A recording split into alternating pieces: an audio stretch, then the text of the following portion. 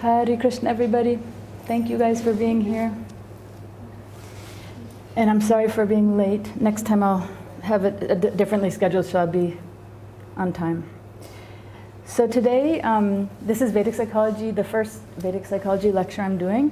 And so I'm going to do a little bit of an overview of kind of what Vedic Psychology is. And this is kind of just a little intro class. It's not going to be as interactive today, but it will be going forward, and I'll explain kind of what we're doing today versus the rest of the classes. So Vedic Psychology is all about understanding the human mind, and you can see how many different expressions the human mind has. There's a lot more than that, but we all have experienced so many different feelings, right? And it shows on the face. The face is the indicator of the mind. So today, I'm going to explain what is Vedic Psychology, and then the approach to this course that we're doing. And then I'm going to talk about 3 learning styles, because we have to understand how to learn before I can actually teach. And then obstacles to learning. And then I'm going to give homework. So that's my style. I always give homework, whether you see me individually or in a group. I can't help myself. It's totally optional if you want to do it or not, but I think it would help because I'll be teaching every week, and it gives you something to do in between the weeks. So what is Vedic Psychology? Vedic Psychology is a field of science created by Dr. Satyanarayana Dasa Babaji. And he's pulling like the essential teachings about the mind from all different scriptures. And he combines theory with practical application. And the goal is to help anyone, any of us, to understand and ultimately to transcend our mind, to get out of those gunas of sattva, rajas, and tamas. And then the purpose of Vedic Psychology is to purify the mind so one can clearly see their own blockages and overcome their ahankara, which is their ego, not Freud's ego, right, but their sense of identity, and their samskaras. And the result would be, if we could do that, we'd be able to have a full surrender to our guru, and we'd be able to advance on the path of bhakti yoga. That's why Babaji thinks Vedic Psychology is so important. So I'm just going to do a little bit of the history, because a lot of people might not know. I already said Babaji created this Vedic Psychology field, and I implemented it. And now it's been being practiced by thousands of people all over the world. But I have this picture here because this is how it started. He gave me all these papers in 2015, and it looked like that. He just gave me stacks of papers. He's like, "Oh, you're a therapist?" I'm like, "Yeah." He's like, "Can I show you something?" And he gave me just like stacks and stacks of papers that looked like that. And I was like, "Oh my God." And he goes, just read through that. And you know how Babaji loves to read? I'm not a big reader. So I was like, read through that? That's going to take like a year, you know? But anyway, so he said, read through it and see what you think. See how you can use it with your clients. I said, okay. So I started going through it, and it was so philosophical and so deep, you know? And I was like, I don't know, like, I was like, whoosh. I mean, I don't come from a background of ISKCON or any bhakti yoga, so it was just like all going over my head, you know? And I'm like, is there anything I can salvage out of this, you know? Because at that time I was living in Florida working at a hospital for kids. I'm like, so how can I apply this in my life to my clients, my patients, you know? And so then what happened was I came up with this. This was the initial sketch I made in 2015, actually exactly this month. Remember, Jai, when I was here for those 2 weeks in that July? So 8 years ago, in July 2015, Babaji gave me something that looked like this, but without all the words. He just gave me this Gopinath, had made these 4 blocks, and he had them configured in a different way. He didn't have the 5 senses, but he had ahankara, buddhi, manas, and chitta. And so that was my initial sketch when I understood what they were and how they interacted. I'm not going to get into it now, but part of the course will be this. But I'm just showing a little of the history, that I was trying to make sense of what all this is, you know, and how they all work. So that was that. And Vedic Psychology, just kind of like a little bit of a summary slide here, is that Babaji revealed these ancient Vedic secrets. Some of them are how to get along with even your worst enemy, a detailed analysis of the parts of the mind, the modes of the mind, sattva, rajas, and tamas, which seems like, oh, we all know that, you know, it's in the Bhagavad Gita, it's in Ayurveda, but the way he taught it to me was like very deep and a whole book could be written on that actually, just sattva, rajas, and tamas. And I went to school, you know, to study Ayurveda, and when I studied there, with Bart. I know you're on the call, Bart. We studied together, Bharata, and that was so like minute what they explained to us, right? It was like one class, a couple hours or something. And I remember when I met Babaji, he was like, why are you talking about Vata, Pitta, Kapha all the time? This Sattva, Rajas, Tamas is the real thing, the mind, not the body. So he taught me a lot more about that. And so that's a really important part of Vedic psychology as well. And I'll get into that a little bit later in these slides. And then ideal parenting, which is a huge thing about what an ideal parent is that I didn't even know until I met him, until I explained all these things about what the parents that I had worked with children, and my own parents and other people's parents. And then he told me, well, actually, here's what a parent should be like. So we teach a lot about that too. And so then that's kind of what he revealed. And then I took it and put it into practice with my clients and with my patients, starting before I lived at the ashram, just when I was in Florida. And so Vedic psychology takes a root cause approach. So for those of you who are not that familiar with Vedic psychology, but you're familiar with, for example, Ayurveda, they also go to the root, And so it's similar to that, but we're doing it with the mind, So we do, what I did was I made a parallel. So, if Babaji's teaching how to get along with even your worst enemy, how I applied that was through ahankara management. How to manage your own ego, your own ahankara, and how to manage the other person's.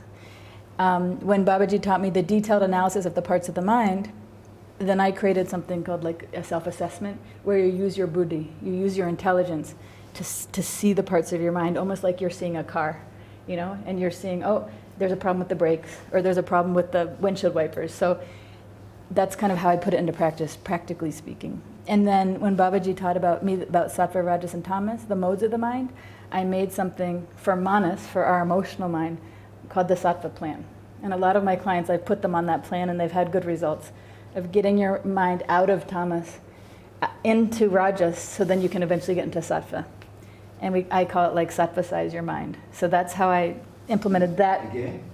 Sattva-size, I made it up. Sattva-size your mind. And so I'll get into that actually, practically. I made a slide to show you. And so that's what I did to make that practical when he taught about the modes of the mind. And then for ideal parenting, once I realized from him what an ideal parent is, then I created this plan, basically, this approach to identify the samskara of what your parent did, basically to hurt you in some way, and then how to deactivate that samskara. And I do a lot of different techniques around that. I spend a lot of time on that for people who are ready for it. It's not everybody's ready for that. It's like giving a root canal with no Novocaine. It's very painful. Some of you have experienced it. But when you deactivate it, then you feel a lot of relief. So Vedic psychology versus Western psychology, there's a lot of differences, and we've been asked that question a lot of times, so I figured I'll just put it here to give a few contrasts. So in Vedic psychology, we're about, it's about educating you, so you don't have to rely on me. And I have a lot of clients who are not Babaji's disciples, who just live in the US, and maybe they're an Ayurvedic practitioner, or maybe they're a yoga student. So they're like not that into bhakti, they don't even know what it is, And so they want to treat me like a normal therapist or a normal psychologist. And they just say, tell me what my problem is, what should I do? And I said, that's not our approach. I'll ask you a question, and you figure out your problem. Based on what I've been teaching, you figure out your problem. So the idea is, I just told my client yesterday, I'm like, I don't want to talk to you 10 years from now. Like, I don't want you to be sitting here with me 10 years from now being like, what should I do about my wife? You should, the whole idea with Vedic psychology is we're teaching you, right? So you be your own therapist once you've got the tools down, So we teach you how to discover the parts of your mind, but it's you. And it's the third point for Vedic psychology is you figure out what to do through your introspection. So I can give you the questions, I can guide you, we can give you the template. When Babaji's teaching the class, he's dropping, at least from my filter, how I'm hearing it, he's dropping so many hints, the whole way along. So it's like if you can take that hint and be like, oh, maybe I am the jealous one. And then introspect, you can go a very long way. But I'm not going to ever be like, you're the jealous one, You have to figure it out. Because if somebody tells you, then your ego's going to go up and that's not me, it's you. So the whole idea of Vedic psychology is you use these tools to improve yourself. And we also go to the root, the root cause, which I said before on the last slide. Now, I'm also a Western, I'm a psychologist and a licensed therapist. So I have a lot of good things to say about Western psychology too. They go hand in hand. And some Western psychologists or therapists might disagree with what I'm saying. They might not be like, they might say, well, we do all the things that Vedic psychology does too. And that's great if they do that. I don't know every single thing that every psychologist does. So it's not so black and white as I'm putting it here. But in general, what I've seen and experiences with Western psychology, it's education about behavior change. The most popular type of Western psychology, some of you have probably heard of, is called CBT, cognitive behavioral therapy, right? And so it's about like, you have this problem, and so now here's the behavior, and now what thought was driving that behavior? So now change that thought, so then you change your behavior. Great. So what Babaji calls that is cutting the grass. It's like, and how long till the grass grows again, you know? So it's fine because we need to know how to do that, but we have to also get to the samskara. So I actually, I'll do cognitive behavioral therapy. I'll do that Western approach with a lot of my clients because they're in pain at the moment. And so I'm trying to help just calm down the pain for that week. And then eventually when they can stay calm for long enough, we can go in and rip out that samskara, you know? But for a long time, so I do mix these. They're both helpful. So in Western psychology, oftentimes the psychologist will tell you about your mind. They'll say, this is your problem. This is your diagnosis. You know, I have that big, 500-page book. Okay, your diagnosis number 39 or whatever, So I tell you what your problem is, right? But in Vedic psychology, that's not the goal. When I do tell people, here's what I think it might be, then I'll say, research it. See if you really think you are codependent.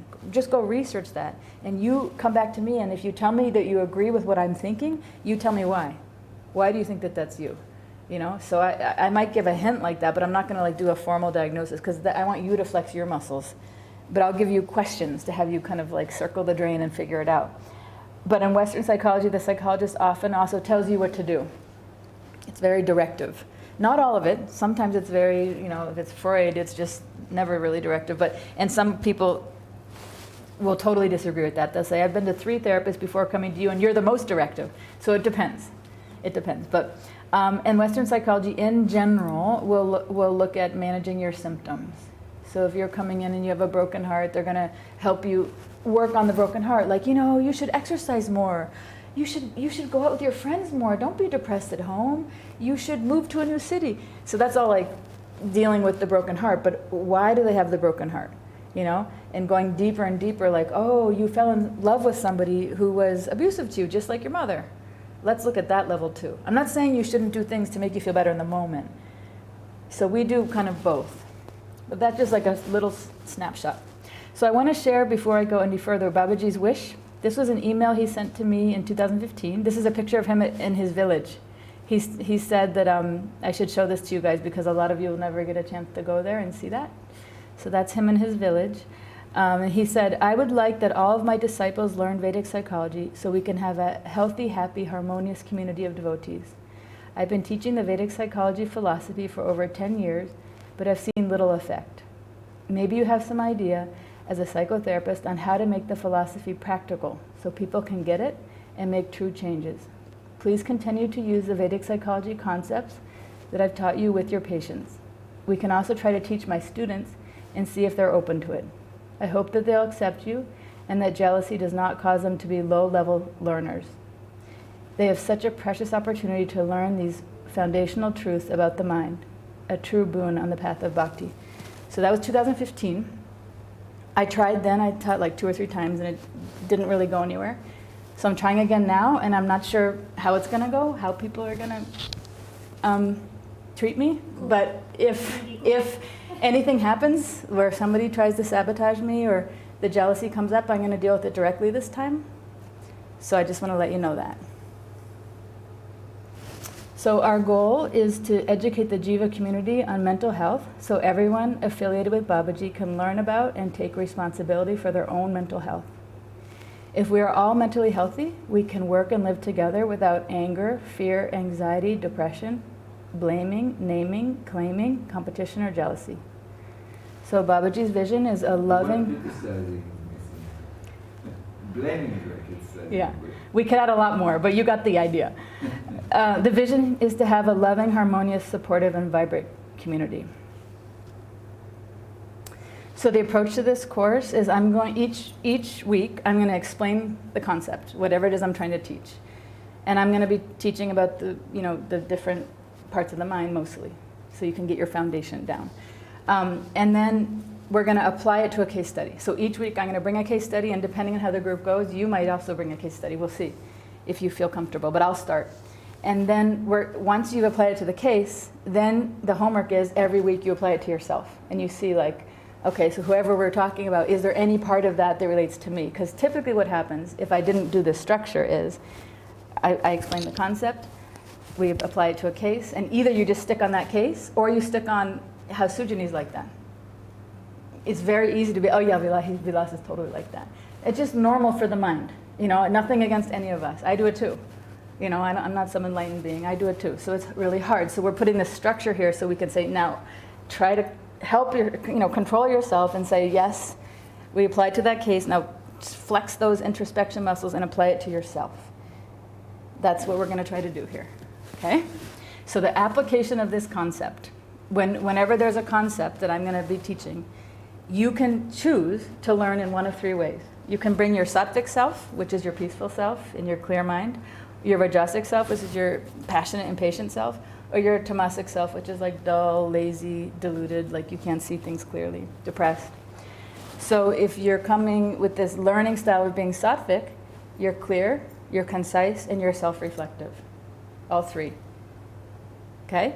If you're rajasic, you're impatient, you're kind of like the know-it-all, and you're competitive. If you're tamasic, you're confused, you're indecisive, you're not sure, and you're insensitive. I'm going to share these slides with you guys after, so you don't have to try to write it all down, because I talk fast and it's a lot of content. Don't worry. I'll send it to you. I think it's also being recorded. Okay, so you can watch it if you want to, okay? So sattva, rajas, tamas, some of you know this already, and some of you it's new. So I'm going to continue with it in the next slides as well. So there's two categories of students. This is from the Skanda Purana. There's like the high level student, and then there's a low level. The high level, you see that swan, and the low level is the camel. He's like, huh? He's like chewing thorns. He's like, oh, that tastes good. Okay. So the low level students also are like a wolf. The low level student, like a wolf, creates disturbance and makes sounds and disturbs like herds of deer. So if you think about it, it's so easy to think, because we're all in a class together. You can be like, I know who's like that. I mean, you can't even help it, right? Didn't your mind already went to, who's like that, right? So this is the hard part. You have to think, have I ever done anything, and even just once, that was disturbing to the class? Like, I know for me, I run really hot, and I'm like, can you please turn the AC on? And practically everybody in the room has to wear a winter jacket. That's disturbing. And I feel bad. I don't know what to do. I mean, one time Vilas even brought a fan. He's like, put it on your head. I'm like, oh, But so you have to think, like, I don't want to think I'm a disturbing student, but I am, So that's the thing. And then I have to think, like, how can I take responsibility for that? Like, I told Vilas after, I'm like, I'm so sorry. I turned around and you're like wrapped up, and I feel bad. Like, what can we do about that? And he's like, I know, like, your hormones and you're going through menopause and you're just sweating a lot. And I'm like, thank you for your understanding. So not that I could change anything really, but at least the conversation that I acknowledge that that's really hard for you. And then I was like, can I bring you a blanket next time? So that's like owning your part. Instead of being like, that person who's so annoying and always asks like stupid questions or whatever, that's the disturbing one, not me, right? So that's the difference. Trying to be like, what did I do that was disturbing? How could I improve myself? And not be like this wolf. Also, like a bird found in the Himalayas is the Barunda bird, who can hear and talk but doesn't follow the concepts, kind of like a hypocrite, Like a bull who accepts both dry chaff as well as green grass and can't discriminate like what's right or what's wrong. That's another type of low-level student. Or a camel. That's the picture I showed, who likes to eat like neem leaves and thorny bushes, and does not like to eat like the good ones, and accepts what should not be accepted. So these are all students that would be considered like low level. Here's a tamasic learner who fits into low level learning. I had fun picking out the pictures, I have to admit. So this is like a low level learner. So here's some descriptions, and try to use this as a way to look at yourself and think, what type of my learner am I? And we're probably all a mix of all three, depending on the day, right? But So Tamasic learners, they ask long-winded questions, rambling. Some people are like, what does rambling mean? Do you guys know what I mean by rambling? Rambling means you're going on and on and on, and you're like, what is the point? What are they, haven't you heard Babaji say, like, what is your point? We have a couple of these. Okay. No names, no names. I think you might be one. That's the point of Vedic psychology. Right. And if you're not, then zip it. Try to think of how you are. Because, okay, I'm not going to put you on the hot seat, but you do something that's rambling too. You try to think of what it is. Okay? So, I know you said you said you're excited to have your ahankara bruise today, so that's why I'm doing it. I won't do it to anybody else, but we have an agreement. Okay, so, so another thing that's tamasic is they're confused, and so they're so confused, but they're like confidently confused. They think they know everything, so they never ask a question. Or they never ask a question, or they just never ask any questions. Either they're so confused, or they think they know everything. One of those two things is why they would never ask a question. Because they know everything, but they actually don't. Like if you actually talk to them, they don't know anything, but they think they know it. Or they're just so confused like this guy. He's like, huh? I don't even know what's going on. Okay?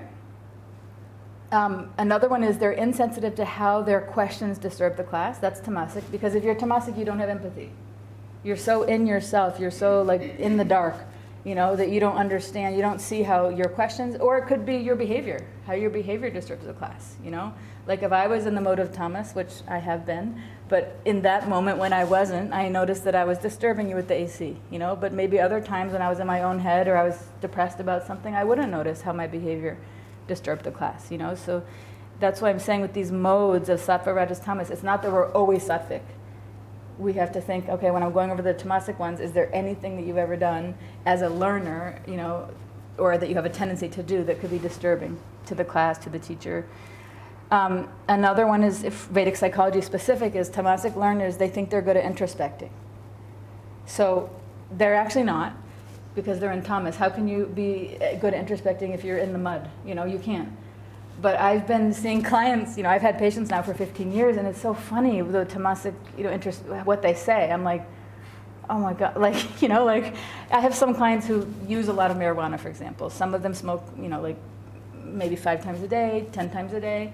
And then they're like, I had the best week, I had the best insight. I'm like, you know, and it's like something so wrong, you know, but they think it's so good. They think it's amazing. And, or they'll be like, I had the best week, I really implemented everything we said. I'm like, okay, tell me. And then they tell me, and it's like, not at all. So that's like Thomas. You actually think you have really got it. You're really good introspecting, and you're really, you know, you don't need any questions because you understand it all because you're a gopi or whatever. But, you know, so, but you're totally in Thomas, you know, so that's the thing. And it's really hard to see. That's the whole thing about Thomas, is you can't see yourself, you know. So this is a hard one. And then they will understand the case study concepts I'm saying somewhat. Like if I'm teaching certain concepts, they'll be like, oh, you're a narcissist, you know. But they don't really get what a narcissist is, or they're doing something to just use the concept to control somebody else or manipulate. The point of me teaching these concepts, which could be potentially dangerous if you're in the mode of rajas or tamas, actually. That's why I'm saying this first, because I'm going to teach you secrets. I'm going to teach you very powerful tools that I use to help people heal. But if you're in the mode of rajas or tamas, you can use it to hurt yourself, and you can use it to hurt other people. So that's why I'm taking the time before I teach it, you know. And I've seen my clients do that, and it's sad. And then I end up in a couple session, you know, and the other one's like, you're gaslighting me. I'm like, he's not gaslighting you. Like, they'll use the terms I've taught them to hurt their partner, basically, you know. And I'm like, that's not what he's doing. You're like in the mode of rajas or tamas. You're not seeing it clearly, you know. And so I'm teaching these tools to help you be loving and compassionate to yourself, for self-understanding, really. Not to start throwing these tools around, because, you know, ideally we'll become a community that we've all healed through using everything that Babaji has taught us, including Vedic psychology, you know, but we won't use it for starting to name people certain things or call out, oh, look at that tamasic person or rajasic person or that person's X, Y, or Z, you know, so we use it as private tools to help ourselves. And then the last one is they think they've mastered Vedic psychology and they don't need to come to class. Unless they want to come to criticize me or challenge me or just to confirm everything they already know. Like they'll be sitting right here. Actually, that happened one time when I was teaching. Like the student sat here and started telling me and Babaji what we were saying that was wrong. Yeah. During class? Yeah. I'm like, what the hell is she doing, you know? She sat right there and she's like, no, Babaji, it's not like that. I mean, this was in the US when we were traveling, but I'm like, this is too much, So she's totally in Tamas, And that's to the height of extreme, but there's other subtle ways people have done this to me. Anyway, but that's what I'm saying. I'm introducing it, and then if it happens, I'm going to call it out. This is not like, I'm not being subtle, because we all have to understand this and not be an armchair traveler just learning it and being like, oh, that's cool. I want you to actually use it in your life and see if you're doing it.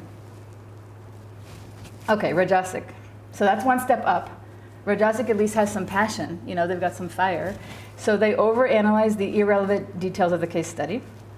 So they'll just be off on the tangent. And Babaji's like, why are you when you hear him, he's like, how does that have to do with what we're talking about? So that's the Rajasic. They're very passionate, but their passion's driven they're kind of missing the point. They ask questions about unimportant details. They don't understand the answers. The answer kind of goes in one ear and out the other, and they kind of dominate the class, and they're very competitive. They compete. That's all part of Rajas. They also try to teach other people Vedic psychology, including their own teacher. That's really fun. And they specialize in telling other people what they need to do to improve. So they're like know-it-alls, and they'll tell you, oh, you need to do this. You should really, And so that looks bad. I think that's a bad representation of Vedic psychology. That's misusing it, It's for you to improve yourself, not for you to tell other people how to improve. Unless you're a licensed therapist and somebody's paying you for that. Otherwise, it's not for that. Or like Sujani, unless you're a Vedic psychology teacher. Sujani's a certified Vedic Psychology Institute teacher. So she's been trained on how to teach people that. Not how to be a therapist, but how to teach the concepts. So that's different.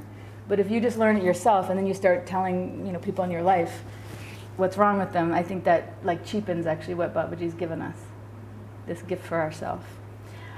They don't see how the case study applies to themselves. So when I start teaching it, the case that I'm picking is because I know the people I'm teaching to. Okay, I'll just give you the hint right now. I'm not going to pick some random case that has nothing to do with you guys. I'm going to pick something that I'm like, okay, it has to do with the people and the issues that I know the people struggle with. That's how I pick the cases.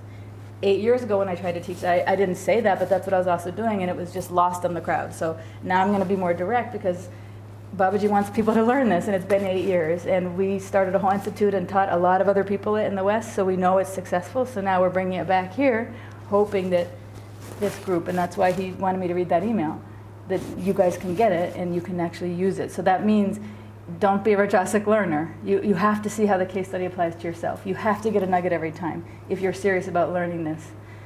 Rajasic learners also feel proud that they can analyze other people's minds. So they'll be like, oh my God. And they'll try to compare notes with me, how so-and-so's like this and so-and-so's like that. That's not impressive to me. That to the extent you can do that is to the extent you can't see yourself. You can't do both. So if you're so focused on the other person, how she's like this and this and this, or he's like this and this and this, then that means you're not seeing yourself. So I would be very impressed if you came to me and said, I'm so freaking jealous of this person and here's why. I'd be like, yes, now we're getting somewhere. Great. Okay, so high-level students. Some examples are the Chataka as a bird, which only drinks rain clouds. A swan, which makes a distinction between water and milk. So making distinctions, right? A parrot, which speaks nicely and eats ripe fruits. And a fish, which does not blink or make any sounds and listens very attentively, and it floats into the ocean of knowledge. So high-level students are sattvic learners. They realize that the case study is about them. They ask questions. They are efficient in their understanding of the lesson because they ask clear, relevant questions, and then they get it. And they spend a significant amount of time introspecting, and they're applying the lesson to themselves. They take responsibility for their thoughts, feelings, and behavior. They're not blaming somebody else. And they immediately take steps to change themselves. They feel like it'd be like if we're like, there's a chocolate cake, at the door. I would be like, all right, class over, right? I would feel very urgent to get up and go have a piece of that chocolate cake. Whatever the thing is that if you have an attachment, it would be that you would feel some urgency for that, So that's how it should feel when you are introspecting. You realize, oh shoot, I have that problem. I can't manage my anger, or I have this anxiety thing. Whatever your thing is, the sattvic learner feels a sense of urgency to work on that. Not passionate like the Rajasic learner, but urgent, like it's bothering me. There's something that doesn't feel clean about me, that I have to work on.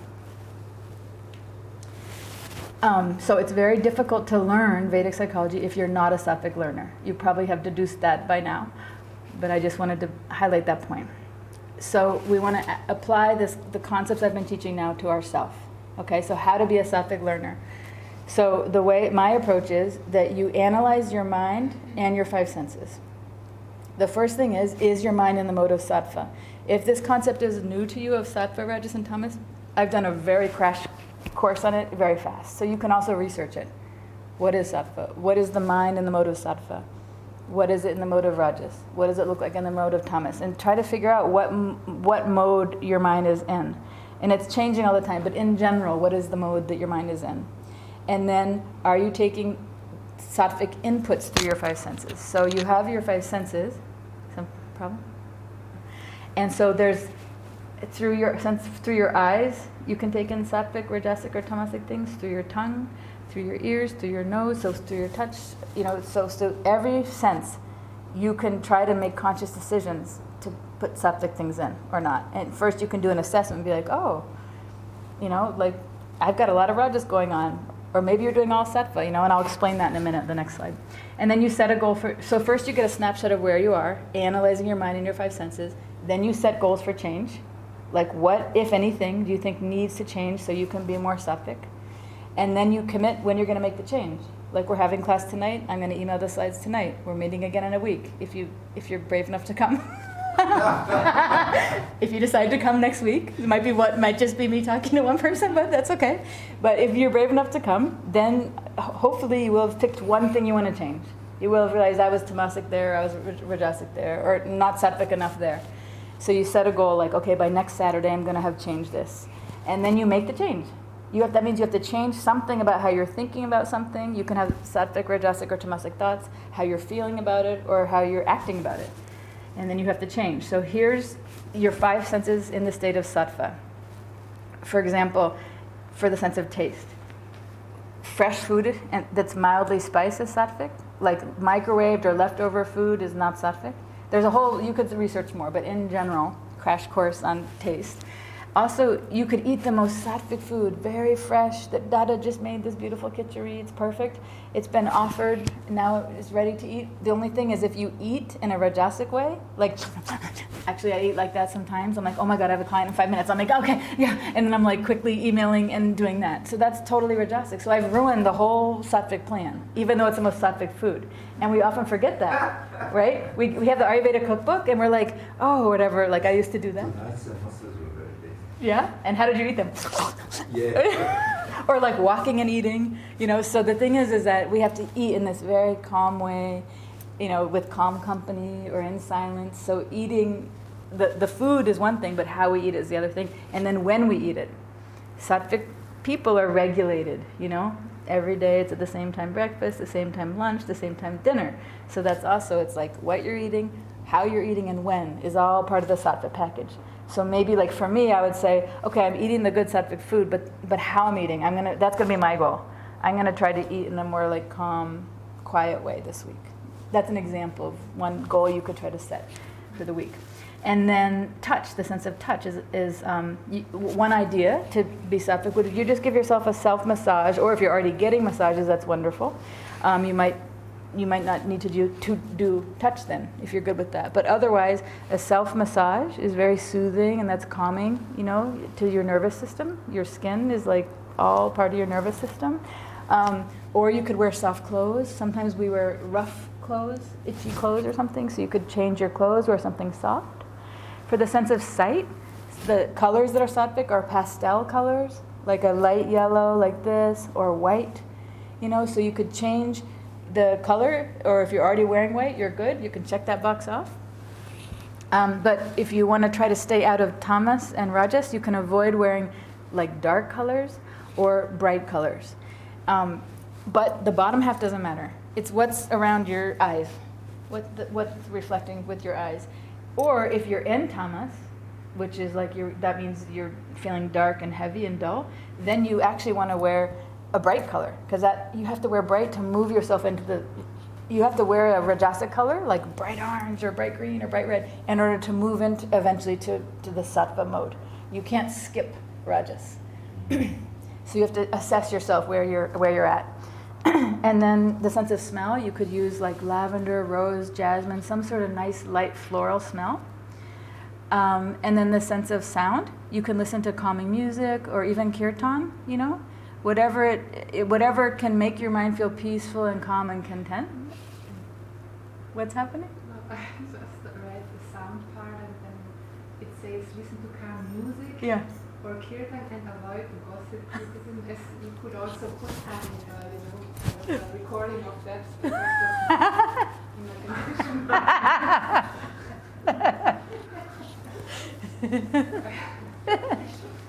So you're saying you could put a recording of gossip? Yeah. Okay. So that's the thing is with the sense of sound, you could do the positive thing, but you could also say, well, I already listened to kirtan, I already listened to calm things, but then you could cut something out. So for all these, you could decide to add something or cut something out, you know, for your change.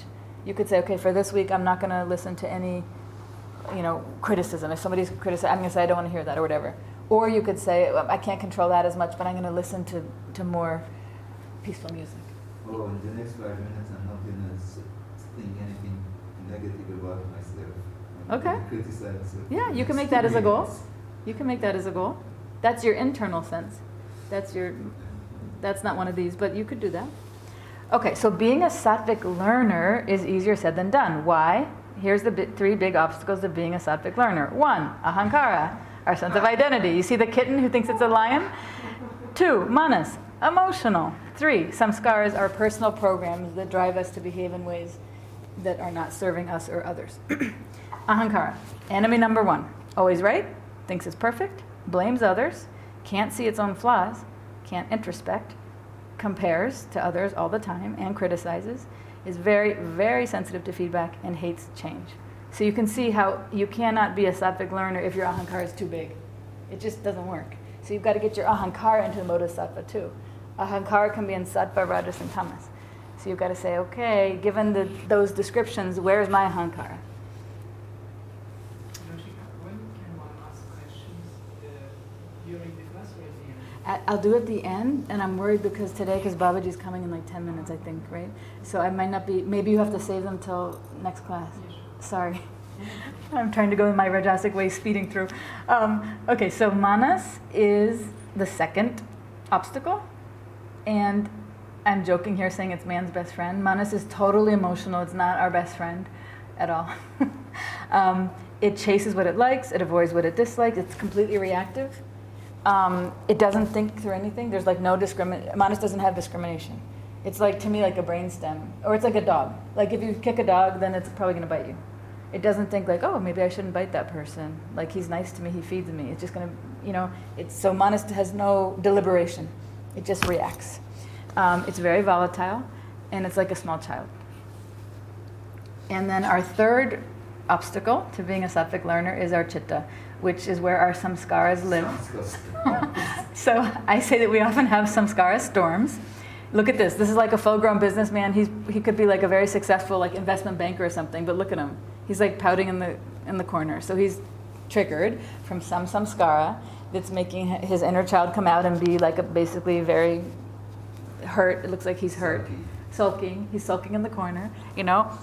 Your samskaras make you like hypersensitive. We all have different samskaras, so I might be hypersensitive to, you know, to whatever my samskara is, versus you have a different samskara, you know. So I wrote about that in my book, my father's samskara. So if a man in authority is critical of me, that's when I'm going to get like weak and be like shaking, you know. But someone else might have someone whose mother was unloving to them, and then they feel abandoned, you know. So it just depends on our hypersensitivity. That's how you can tell what your samskara is. When you're having a strong emotional overreaction, that means it's a samskara, even though we might not know what one it is. Samskaras make us act very emotionally mature, and usually like a young child. They also make us have a lack of empathy because we're so triggered by that. You can't see the other person, and you can't see how you're affecting them. You're just so triggered by, you know, usually your lack of love or attention, that you're just trying to get that from the other person. You're not seeing what's actually how they're feeling or what they're thinking. And then they also make us, so lack of empathy also comes across as being selfish, right? If you don't have empathy for somebody, you're going to be selfish. And the samskaras also make very bad decisions, right? Because we're just thinking about what I need and we're not seeing things clearly at all. I'm going to get into all of this in the next lectures in our case studies. We'll have some fun case studies. Okay, so we will have time for questions. Homework. If you feel like doing it, don't forget I'm going to email it to you so you don't have to try to read it now or write it down. But I would suggest getting a new journal that you dedicate just to your Vedic psychology work. And you can get something nice and special, like that looks nice, not some crappy, like very thin paper. Get something nice. This is a very big investment in yourself, actually. And then there's 3 parts of the homework. So write down one area in which you can improve upon your learning style, right? So the learning style is the sattvic, rajasic, and tamasic. So you can pick, okay, this is one thing that I think that I do, and I want to improve upon that. So you write that down. And you can look at the slides again or listen to the recording and see. And then you determine which of your 5 senses that you want to make the input sattvic. I was saying also, I didn't write it, but that you don't have to make the input sattvic. You could reduce the rajasic or tamasic as well. But try to switch something, because the mind is just like a machine. So when you start seeing it like that you can control the levers, it becomes fun. Then you don't have to get so absorbed by whatever your mind is doing. You can just be like, oh, I'm sitting in the car, and today I'm going to tap the brakes, and tomorrow I'm going to put the steering wheel left instead of right. You can start seeing your mind like that. That's what I'm trying to help you do with this exercise, Be like, oh, my mind's not in the mode of sattva. Instead of beating myself up, let me just I'll just pull this one instead. I'll just wear white this week, whatever.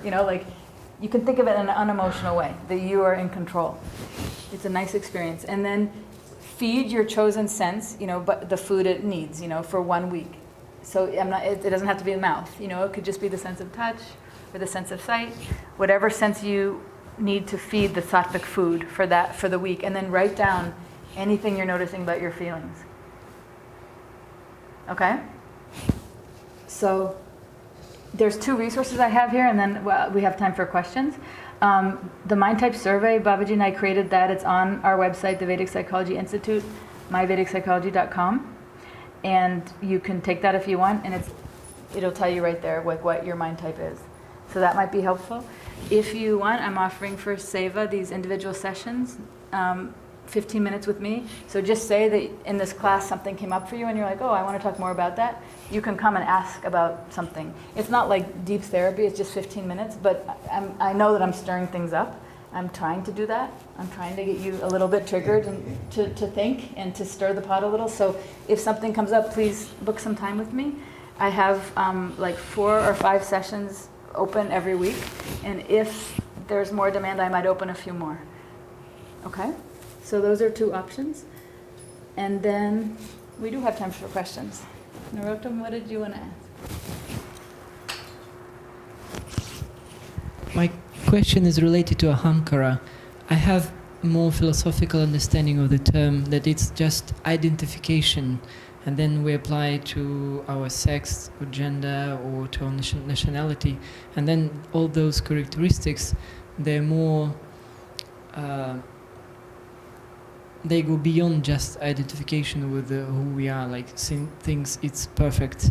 For instance, a dog also has ahankara and does it, but he doesn't think himself as perfect. So does ahankara here have a very precise connotation which you study in Vedic psychology? So just in a nutshell, your question is? My question is that ahankara for me, as far as I understand, is just identification. It doesn't have any characteristics, bad or good. Okay. While here we have compares, criticizes. Right. So that's why I'm... So you're asking, is ahankara just identification, or does it have these characteristics? Exactly. Okay. So everyone has ahankara. So does that mean that everyone will have these characteristics? Okay, good question. Yes. Unless you're, beyond the guna. So basically, once you have a sense of identity, which we all have, once you have that, okay, ahankara is your sense of identity, right? So you are narottam, and this body is also, I'm not talking bhakti philosophy. I'm just talking like basics. So whatever your sense of identity is, like I'm Joshika, I'm a psychologist, I'm a woman, I'm 51 years old. Those things, that's who I think I am. So that makes me, whatever you identify with, then all these things come. Okay? So let's go with I'm a psychologist, just to give you the example. I'm a psychologist. So now, if somebody else is a psychologist, I'm going to kind of compare myself to them. I'm going to start doing like, well, oh, she's a psychologist too? But I'm better than her. I know more than her. I'm going to start criticizing. I'm going to start comparing. But now imagine somebody comes who works in what's it called? Like an aquarium. Like they work with sea animal. I have no clue about that. I'm not going to compare and I don't care. Like if some lady who works with whales comes or something and dolphins, I'll be like, oh, that's so cool. Like I'll ask a few questions, but I won't be like, my feathers will not be ruffled, So depending on how in other words, ahankara is your sense of identity, that's right. But all this stuff comes based on who you think you are. So I'm going to be very sensitive to feedback. I don't want to change because ahankara, those characteristics, and some of those characteristics are, all of these are basically in, everybody does this. Does that make sense, or am I absolutely. circling? Yeah, no. And then the purpose of the Vedic psychology is to transcend ahankara, but not really. Not so what is the purpose of the Vedic psychology in terms with of ahankara? It's to right now I'm here for myself, but with Vedic psychology, it's not to transcend it because we never can get rid of our ahankara. If we do, we're going to be like horribly depressed. So we still have it, but now our ahankara is for Babaji. We turn our ahankara to him. Then it won't be doing that stuff. It'll be thinking of what's best for him, and then there won't be all the issues that we experience in any spiritual community because we're all one. We all feel like, so then we wouldn't be criticizing and backstabbing and jealous because that'd be like Babaji going like this to himself. Could you see Babaji doing that? But that's what we do when we do that to each other. I'm his right hand, you're his left hand. You're his heart and you're his foot. Like we're all part of him. But we don't see that because we have our individual ahankara. No, this is my seva. This is, So that's all of our ahankara, individual. So the goal is not to transcend it. It's to take that same thing and give it to him. Does that make sense? That's pretty good.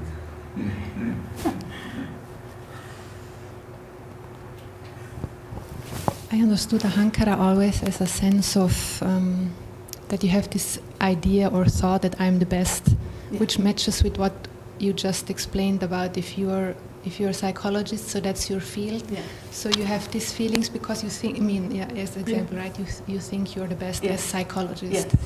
So how can this be in the three moods? How can it be in the three modes? Yeah, moods. Mm.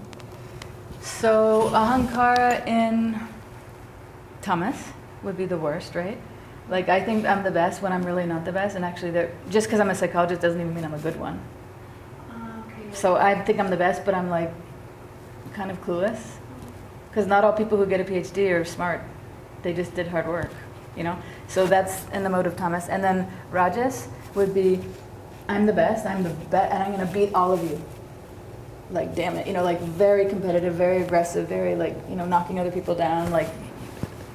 So, and then in the mode of sattva is like, I'm good, but I can see where I'm not good, and I'm going to collaborate with others, and I'm going to learn from others because I know there's always more for me to learn. Like, yes, I'm good, but I'm not the best. Like, there's some humility there, But sattvic people love to learn, but not to compete, not to smash each other down. They see unity, so they'll be like, oh, Like, oh, cool, you're a psychologist? Like, tell me more about what you do. Like, maybe we could write a paper together. Right? That's ahankara in the mode of sattva for two psychologists. Yes, Intelligence is one part of the mind? Yeah, buddhi. Buddhi. Yeah. So, what is the definition of intelligence? Well, there's lots of ways, but we usually call it awareness.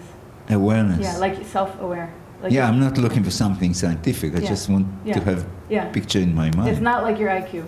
A lot of people have high IQ and no self-awareness, So it's awareness of yourself, not of other people, of you. How aware are you of yourself? Yeah, that's good.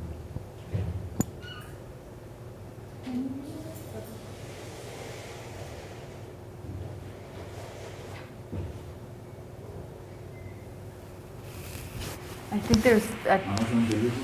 I think there's a few in the chat too. Okay, come on. We still have like 3 minutes. Go ahead. Oh, no, so just I want to say, now you have given kind of picture, and by you talking and me listening, I got an idea how, and at least a little bit where maybe could be my position, where I'm standing between these three learners. So we should just could we write it down and then maybe confirm it with you, or Sure. You can you